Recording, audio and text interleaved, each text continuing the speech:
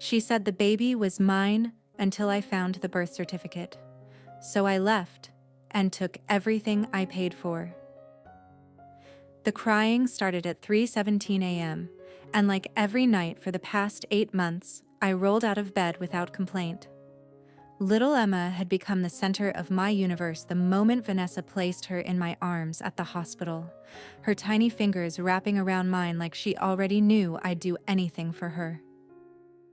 "I've got her, babe," I whispered to Vanessa, who barely stirred. She'd been exhausted lately, which I understood completely. Being a new mom was overwhelming, and I wanted to be the supportive partner she needed. I picked up Emma from her crib, her soft baby smell filling my senses as I rocked her gently. "Hey there, princess," I murmured, watching her calm down almost instantly. People always said she looked just like me, the same dark hair, the same brown eyes. I'd beam with pride every time someone mentioned it. That morning, while Emma napped and Vanessa slept in, I was organizing our home office when I accidentally knocked over a stack of papers from Vanessa's desk. Birth certificates, insurance documents, medical records all scattered across the floor. As I gathered them up, one document caught my eye. Emma's birth certificate. But something was wrong. Under father's name, it didn't say Daniel Martinez, my name. It said Trevor Williams. I stared at the paper, my hands trembling. There had to be a mistake, some clerical error at the hospital. I checked the date, the hospital name. Emma's full name, everything else was correct. Only the father's name was wrong. Except it wasn't wrong, was it? "Danny?" Vanessa's voice from the bedroom made me jump. I quickly shuffled the birth certificate under the other papers and tried to compose myself. "Just organizing some paperwork," I called back, my voice sounding strange even to my own ears. The rest of the day passed in a blur. I held Emma, fed her bottles, changed her diapers, all while this document burned in my mind. When Vanessa came downstairs for breakfast, I watched her carefully, looking for signs of what? Guilt? Deception? "You okay, honey?" she asked, touching my forehead. "You look pale." "Just tired," I lied, forcing a smile. "Work's been stressful." That evening, after Vanessa went to bed early complaining of a headache, I sat in our living room with Emma sleeping in my arms and the birth certificate spread on the coffee table in front of me. Trevor Williams. I'd never heard that name before in my life. Or had I? I grabbed my laptop and started searching. Social media, public records, anything I could find. Trevor Williams was a common enough name, but when I added Vanessa's hometown to the search, I found him. 28 years old, construction worker, and according to his Facebook profile, recently single as of 8 months ago. 8 months ago, right around the time Emma was born. My blood ran cold as I scrolled through his photos. There were pictures of him at parties, with friends, at work sites. And then I saw a photo from 9 months ago, a group shot at some beach party. Vanessa was in the background. I zoomed in on the image, my heart pounding. She was laughing, standing close to Trevor, his arm casually draped around her shoulders. The photo was taken during a weekend she'd told me she was visiting her sister in San Diego. I'd never felt betrayal like this before. It was like being punched in the stomach and suffocated at the same time. The woman I'd loved for 3 years. The woman I'd proposed to 6 months ago. The woman whose child I'd been raising as my own. She'd been lying to me this entire time. Emma stirred in my arms, and I looked down at her peaceful face. Even knowing what I now knew, I still felt that overwhelming love for her. She was innocent in all this. But the questions started flooding in. Did Vanessa know? Had she known all along? Was I just the convenient backup father? I carefully placed Emma in her crib and went back to my laptop. I needed more information. Trevor's employment records showed he'd been working in San Diego right around the time Emma would have been conceived. Vanessa's credit card statements, which I had access to since we shared finances, showed multiple charges in San Diego during that same weekend, including a hotel room she'd never mentioned. But I needed to be absolutely sure before I confronted her. So I did something I never thought I'd do. I scheduled a paternity test. The next morning, while Vanessa was at her yoga class, I took Emma to a private clinic. The DNA test was simple, just a cheek swab, but the wait for results would be the longest 72 hours of my life. During those 3 days, I watched Vanessa like a hawk. Every smile, every laugh, every tender moment with Emma felt like a performance now. Was any of it real? Did she actually love me? Or was I just the stable, reliable guy who could provide for her and her daughter? Her daughter. Not ours. Her daughter. The results came via email while I was at work. I sat in my car in the parking lot, staring at the message for 10 minutes before opening it. Probability of paternity? 0%. 0%. Not even a remote possibility. Emma wasn't my biological daughter. I drove home in a daze, my mind reeling with questions and rage and heartbreak all mixed together. When I walked through the front door, Vanessa was in the kitchen making dinner, Emma in her high chair babbling happily. "Perfect timing," Vanessa said, kissing my cheek. "Dinner's almost ready." I really looked at her, and wondered how I'd never seen it before. The guilt in her eyes when she thought I wasn't looking, the way she'd changed the subject whenever I mentioned Emma's resemblance to me, the defensive way she'd react when I asked about her trips to San Diego. "Vanessa," I said quietly, "we need to talk." Something in my tone made her freeze. "What about?" I pulled out the birth certificate and placed it on the kitchen counter. "About Trevor Williams." The color drained from her face instantly. Her mouth opened and closed like she was trying to speak, but no words came out. "How long were you planning to lie to me?" I asked, surprised by how calm my voice sounded. "Danny, I can explain." "Explain what? Explain how you've been letting me believe I'm Emma's father for 8 months? Explain how you've been taking my money, my time, my love, all while knowing that your daughter isn't mine?" Tears started streaming down her face. "It's not like that. I love you. Emma loves you. You're her father in every way that matters. Except biologically. Except legally. Except honestly." I watched her struggle for words, and part of me, a small pathetic part, hoped she'd have some explanation that would make this all make sense. Some reason that would justify the lie. "I was scared." She finally whispered, "Trevor. He's not father material. He drinks too much. He can't keep a job. He's not responsible. But you're everything I wanted in a father for my daughter. You love her so much, and she adores you. So you thought you'd just trick me into raising another man's child? I was going to tell you eventually.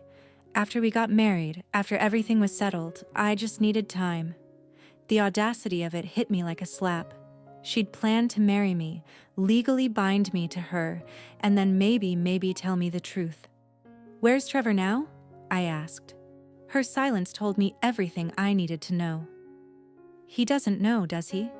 You never told him he has a daughter."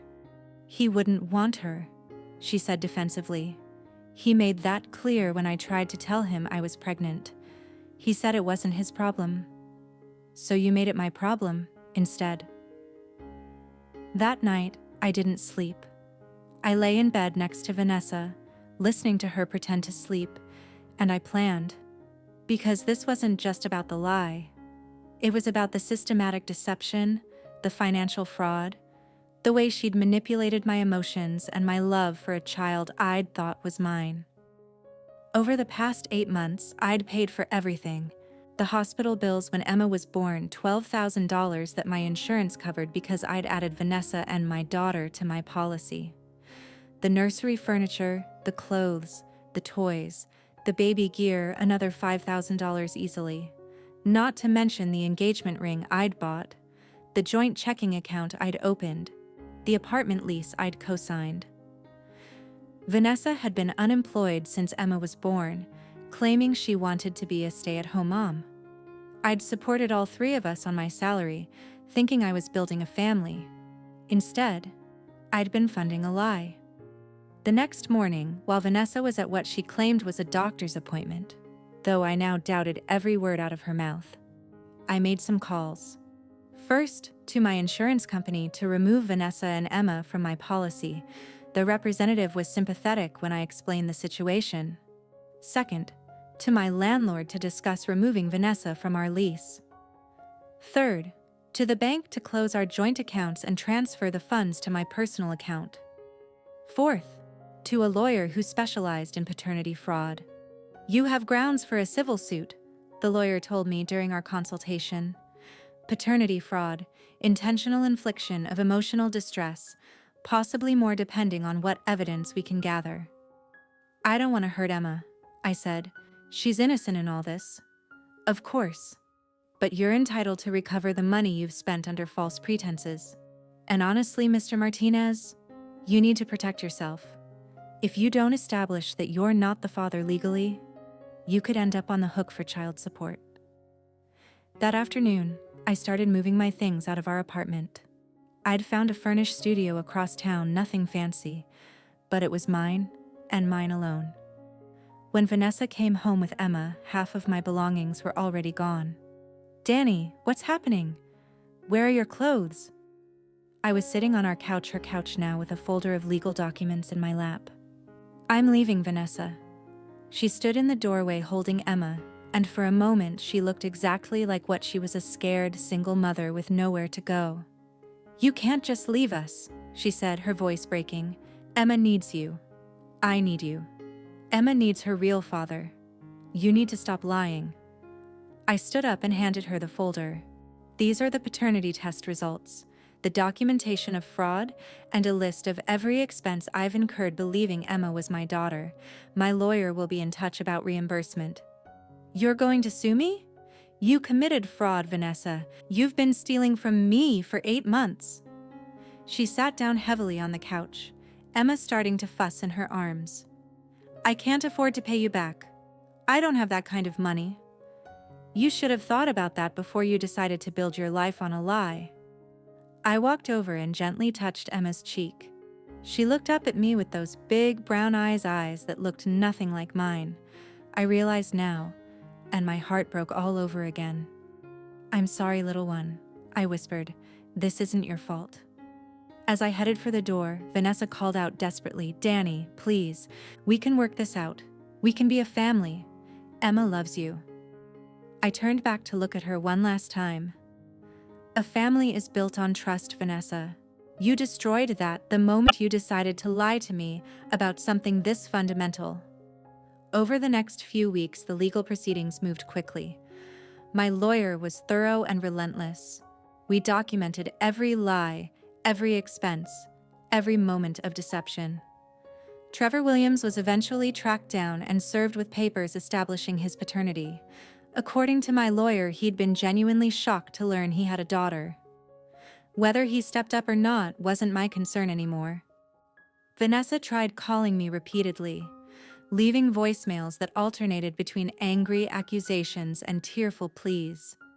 She claimed I was abandoning Emma, that I was cruel and heartless. She threatened to tell everyone I knew what kind of man I really was. So I beat her to it. I wrote a detailed post on social media explaining exactly what had happened: the paternity fraud, the financial deception, the systematic lying. I included documentation, the birth certificate, the paternity test results, the receipts for everything I'd paid for. The response was overwhelming. Friends, family, even acquaintances reached out with support and outrage on my behalf. Several people commented that they'd always felt something was off about Vanessa, but hadn't wanted to say anything. My sister called me crying. "Danny, I'm so sorry. I can't believe she did this to you." "The worst part," I told her, "is that I really did love Emma. I still do. But every time I think about her now, I remember that our entire relationship was built on a lie." 6 months later, I was doing well. The legal case had been settled. Vanessa couldn't afford to fight it, so she'd agreed to a payment plan to reimburse me for the expenses I'd incurred. It would take her years to pay it off, but that wasn't my problem anymore. I'd moved into a nice apartment, gotten a promotion at work, and started dating again. Slowly, carefully, but I was open to the possibility of real love with someone who understood that honesty was non-negotiable. One evening, I was at the grocery store when I saw them. Vanessa was pushing a cart with Emma, now walking and chattering away, while a tall, muscular guy with construction worker hands followed behind them. Trevor Williams, I assumed. Vanessa saw me at the same time and froze. We stared at each other across the produce section for a long moment. Emma, oblivious to the tension, was babbling happily and pointing at colorful fruits. Trevor noticed Vanessa's reaction and followed her gaze to me. He said something to her, and she shook her head, grabbing his arm and steering the cart away quickly. But Emma had spotted me. "Dada!" she called out, reaching her little arms toward me. The word hit me like a punch to the gut. Even after all this time, after everything I knew, she still recognized me, still loved me in her innocent, uncomplicated way. I stood there watching them disappear around the corner, and I felt nothing. No anger, no sadness, no regret. Just relief that I'd escaped a life built on deception. My phone buzzed with a text from Sarah, the woman I'd been dating for the past 2 months. "Still on for dinner tonight? I'm making my famous lasagna." I smiled and typed back, "Wouldn't miss it. Can't wait to see you." As I finished my shopping, I reflected on what Vanessa had taught me. She'd shown me that I was capable of unconditional love. I'd loved Emma completely, without reservation. She'd also shown me that I was strong enough to walk away when that love was being exploited. Most importantly, she'd taught me to value honesty above everything else. With Sarah, every conversation was genuine, every emotion was real, every moment together was built on truth. I'd lost a daughter who was never really mine, but I'd gained something more valuable, the knowledge that I deserved better than lies, and the courage to demand it. Vanessa had thought she could manipulate me indefinitely, that my love for Emma would keep me trapped in her web of deception. She'd been wrong. I wasn't bitter anymore. I was grateful. Grateful that I'd discovered the truth before it was too late. Grateful that I'd had the strength to leave. Grateful for the chance to build something real with someone who understood that love without honesty isn't love at all. As I drove home that evening, I thought about Emma one last time. I hoped Trevor would be a good father to her.